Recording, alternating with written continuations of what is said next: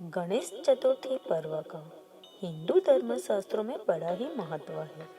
यह व्रत करने से घर परिवार में आ रहे सभी संकट नाश होते हैं, कई दिनों से रुके मांगलिक कार्य संपन्न होते हैं तथा भगवान श्री गणेश असीम सुखों की प्राप्ति कराते हैं। इस त्योहार से संबंधित कई कथाएं प्रचलित हैं, तो आइए जानते हैं इनमें से एक सबसे प्रचलित कथा के बारे में। पौराणिक कथा के अनुसार एक बार भगवान शिव तथा माता पार्वती नर्मदा नदी के किनारे बैठे थे। वहां माता पार्वती ने भगवान शिव से समय व्यतीत करने के लिए चौपड़ का खेल खेलने को कहा। शिव जी चौपड़ का खेल खेलने के लिए तैयार हो गए, परंतु इस खेल में हार जीत का फैसला कौन करेगा, यह प्रश्न उनके समक्ष उठा।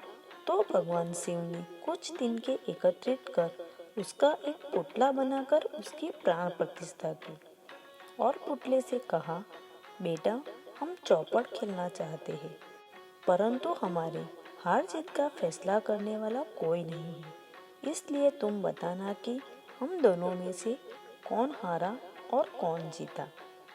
उसके बाद भगवान शिव और माता पार्वती का चौपड़ खेल शुरू हो गया। यह खेल 3 बार खेला गया और संयोग से तीनों बार माता पार्वती ही जीत गए। खेल के समाप्त होने के बाद बालक से हार जीत का फैसला करने के लिए कहा गया, तो उस बालक ने महादेव को विजयी बताया। यह सुनकर माता पार्वती क्रोधित हो गई और क्रोध में उन्होंने बालक को अपाहिज होकर कीचड़ में पड़े रहने का श्राप दे दिया। बालक ने माता पार्वती से माफी मांगी और कहा कि यह मुझसे अज्ञानतावश हुआ है, मैंने किसी द्वेष भाव में ऐसा नहीं किया। बालक द्वारा क्षमा मांगने पर माता ने कहा, यहाँ गणेश पूजन के लिए नाग कन्याएं आएगी, उनके कहे अनुसार तुम श्री गणेश व्रत करो, ऐसा करने से तुम मुझे प्राप्त करोगे। यह कहकर माता पार्वती शिव जी के साथ कैलाश पर्वत पर चले गए। 1 वर्ष के बाद उस स्थान पर नाग कन्याएं आई।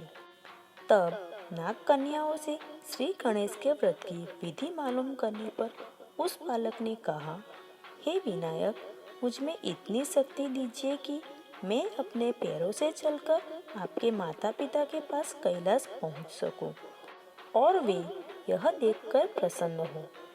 तब बालक को वरदान देकर श्री गणेश अंतर्ध्यान हो गए। इसके बाद बालक कैलाश पर्वत पर पहुंच गया और कैलाश पर्वत पर पहुंचने की अपनी कथा उसने भगवान शिव को सुनाई।